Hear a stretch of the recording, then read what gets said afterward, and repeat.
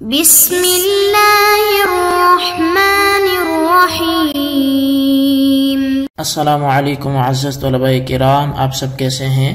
آج ہم تفسیر بیضاوی کے سبق نمبر 88 کو پڑھیں گے۔ آج کے ہمارے سبق کا عنوان ہے 3 اعتراضات کے جوابات۔ آج کے ہمارے سبق کی عبارت والتسمیۃ بثلاثۃ اسماء ان سے شروع ہوتی ہے۔ آئیے سب سے پہلے عبارت پڑھ کے اس کا ترجمہ کرتے ہیں، اس کے بعد اس کی وضاحت کی طرف بڑھتے ہیں۔ مصنف علیہ رحمہ لکھتے ہیں والتسمیۃ بثلاثۃ اسماء انما تمتنع اذا رکبت وجعلت اسما واحدا على طریقۃ بعل بکہ، فاما اذا نصرت نصر اسماء العدد فلا وناہیک بتسویۃ سیبویہ بین التسمیۃ بالجملۃ والبیت من الشعر وطائفۃ من اسماء حروف المعجم۔ اور 3 اسموں کو ملا کر کسی چیز کا نام رکھنا اس وقت ممتنع ہے جبکہ انہیں بالا بکہ کی طرح ترکیب کر کے مرکب یعنی بترکیب بنائی کے طور پر اس میں واحد بنا دیا جائے، لیکن جب اسماء عدد کی طرح جدا جدا رکھا جائے تو کچھ استحالہ نہیں۔ اور دلیل کے لیے تمہیں سیبویہ کا یہ عمل کافی ہے کہ انہوں نے ایک ہی کلام کے جملہ اور بیت اور طائفہ من اسماء حروف المعجم تینوں نام برابری کے ساتھ تجویز کرنے کی اجازت دی ہے۔ والمسمى هو مجموع الصورت والاسم، اور جو مسمى ہے وہ پوری صورت ہے، والاسم جزءها، اور جو اسم ہے وہ اس کا ایک جز ہے۔ والمسمى هو مجموع الصورت والاسم جزءها، مسمى پوری صورت ہے اور اسم اس کا جز ہے۔ فلا اتحاد، تو پس ان میں اسم اور مسمى میں کوئی بھی اتحاد نہیں ہے۔ وهو مقدم من حيث ذاته ومؤخر باعتبار كونه اسما فلا دور، اور چونکہ یہ بحیثیت ذات مقدم ہے اور اس میں صورت ہونے کی حیثیت سے وہ مؤخر ہے، تو لہذا کوئی دور بھی لازم نہیں آتا، تو اس لیے کوئی پریشانی یہاں پہ نہیں ہوگی۔ جی طلبہ کرام، یہ تھا ہمارے آج کے سبق کی عبارت تھی اور اس کا ترجمہ تھا۔ آئیے اب اس کی وضاحت اور تشریح کی طرف بڑھتے ہیں۔ اچھا، یہ تو آپ کے علم میں ہے کہ اعتراضات و جوابات کا سلسلہ چل رہا ہے، اور الفاظ تہجیب کے حوالے سے جو باتیں کی گئی تو اس کے اوپر ہونے والے اعتراضات و جوابات و اشکالات یہ ہمارے گزشتہ اسباق سے کافی اسباق سے یہ بات چل رہی ہے، اور ابھی اس سے پہلے سبق میں ہی ہم نے کچھ باتوں کے جوابات پڑھے تھے، اور جیسا کہ ہم نے شعر کے حوالے سے جو پیش کیا گیا تھا کہ یہ اشارہ ہوگا اختصار کی طرف، تو اس کا ہم نے جواب پڑھا۔ حضرت ابن عباس رضی اللہ تعالیٰ عنہ کے جو 4 اقوال پیش کیے گئے، اس کے ان 4 اقوالوں کے جواب کے حوالے سے تذکرہ ہوا کہ وہ تفسیر نہیں تھی، وہ تخصیص معنی کے اعتبار سے نہیں تھی۔ اسی طرح پھر جو حروف ابجد کے اعتبار سے اشکال وارد کیا گیا اس کا جواب دیا گیا، اور پھر حدیث جو پیش کی گئی نبی علیہ الصلوۃ والسلام کے تبسم کی، تو تبسم کی وجہ کا بیان کیا گیا۔ اسی طرح نقصان بھی جو بنایا گیا تو اس کی کمزوری کی وجہ حذف کو قرار دیا گیا اور اس کے اوپر بھی کلام کیا گیا۔ تو اسی طرح آج جو ہمارا سبق والتسمیۃ بثلاثۃ اسماء سے ہے، تو یہاں سے معارضہ کے اندر جو 3 اعتراضات کیے گئے تھے ان کا جواب دے رہے ہیں۔ چنانچہ پہلے اعتراض کا جواب یہ ہے کہ تسمیہ کی 2 صورتیں ہیں، اول تسمیہ باسماء مرکبہ بنائیہ اور دوسری تسمیہ باسماء منصورہ، یعنی ایک تو تسمیہ یہ ہے کہ 2 اسموں کو ایک کر کے مرکب بنائی بنایا جائے، جس طرح کہ بالا بکہ، اور پھر یہ مرکب بنائی کس کا نام ہو، کسی چیز کا نام ہو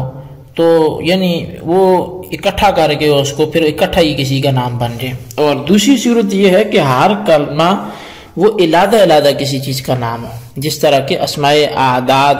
علیحدہ علیحدہ ہوتے ہیں۔ 3 اسماء کے ساتھ کسی چیز کو موسوم کرنا یہ بطور ترکیب بنائی تو عرب کے قاعدہ کے خلاف ہے، یعنی یہ نہیں ہو سکتا کہ 3 اسموں کو بطور ترکیب بنائی کے ایک اسم بنا دیں اور پھر اسے کسی چیز کا نام رکھ دیں، کیونکہ ترکیب بنائی صرف 2 اسموں کے اندر ہوتی ہے جیسے بالا بکو ہے، لیکن بطور اسماء منصورہ کے ایک چیز کے 3 نام ہو سکتے ہیں۔ چنانچہ سیبویہ کے قول سے بھی اس کی تائید ہوتی ہے۔ سیبویہ نے کہا کہ شعر کے ایک حصے کو جملہ بھی کہہ سکتے ہیں اور بیت بھی کہہ سکتے ہیں، اور حروف معجم کے اسماء کا ایک حصہ بھی کہہ سکتے ہیں۔ تو دیکھیں سیبویہ نے ایک شے کو 3 ناموں کے ساتھ موسوم کرنے کی برابری کے ساتھ اجازت دی ہے، مگر یہ اسماء سب منصورہ ہیں، یعنی کہ یہاں پر علیحدہ علیحدہ ہیں، اور سیبویہ کی بات اس بارے میں استدلال کے لیے وہ کافی ہے، اس لیے کہ فواتح صور جو کہیں 3 اسم ہیں اور کہیں 4، یہ بطور اسماء منصورہ صورتوں کے نام ہیں، یعنی الف علیحدہ نام ہے،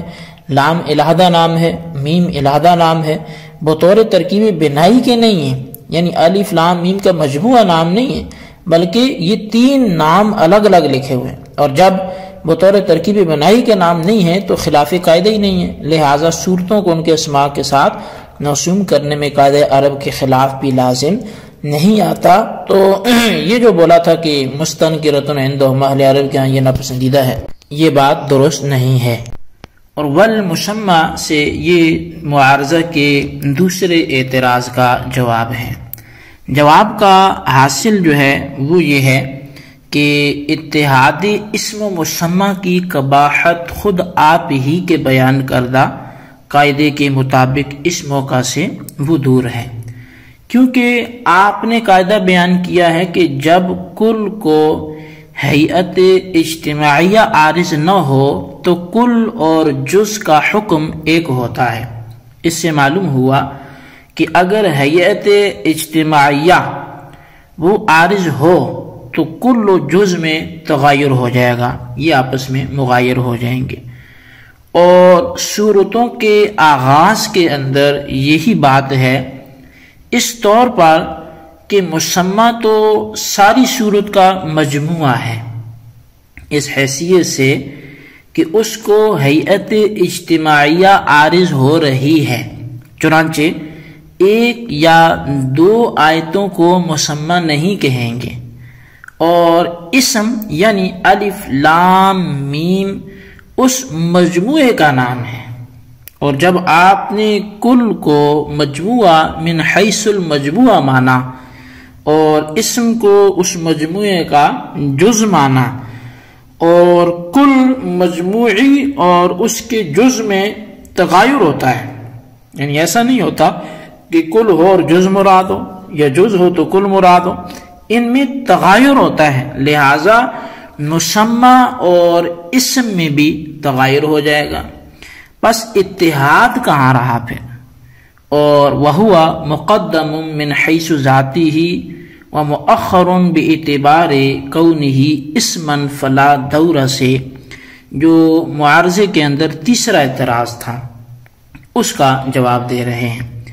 جواب سے پہلے 2 باتیں سمجھ لیں، اول یہ کہ تأخر وصفی تأخر ذاتی کو مستلزم نہیں ہے، اور دوسری بات یہ ہے کہ استحالہ دور کے لیے یہ ضروری ہے کہ شے کا توقف علی نفسہ من جہت واحدۃ ہو، یعنی ایک ہی جہت سے ایک شے موقوف ہو اور اسی جہت سے موقوف علیہ ہو، جس کے دوسرے معنی یہ ہیں کہ ایک ہی جہت سے اس کے لیے تقدم ثابت ہو اور اسی جہت سے تأخر۔ اب سنیے کہ ان الفاظ تہجی کے جز ہونے کا تقاضا تو یہ ہے کہ یہ مقدم ہوں، اور اسم ہونے کا تقاضا یہ ہے کہ یہ مؤخر ہوں، تو اس وقت دور کے مرتفع ہونے کی صورت یہ ہوگی کہ جز جو ہے وہ تقدم ذاتی کو چاہتا ہے، جز جو ہے وہ تقدم ذاتی کو چاہتا ہے اور اسم تأخر وصفی کو. بس یہ الفاظ تہجی اپنی ذات کے اعتبار سے تو مسمى پر وجود میں مقدم ہیں، کیونکہ صورتوں کے نازل ہونے سے پہلے بھی یہ الفاظ موجود تھے، مگر اسمیت صورت کے ساتھ متصف ہونے کے اعتبار سے مؤخر ہیں. تو پس جب تقدم اور تاخر کی جہتیں بدل گئی ہیں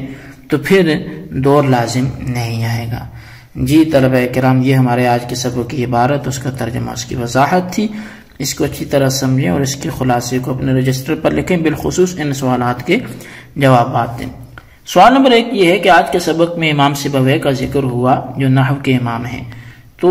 ان کا ذکر کس چیز کے استدلال پر ہوا اور کیا دلیل ان کے طور پر پیش کی گئی. اور سوال نمبر 2 یہ ہے کہ یہ وَهُوَ مُقَدَّمٌ مِنْ حَيْثُ ذَاتِ وَمُؤَخَّرٌ بِاعْتِبَارِ كَوْنِهِ اسْمًا سے کیا بیان ہو رہا ہے، اس کی وضاحت کریں. اللہ تبارک و تعالیٰ سے دعا ہے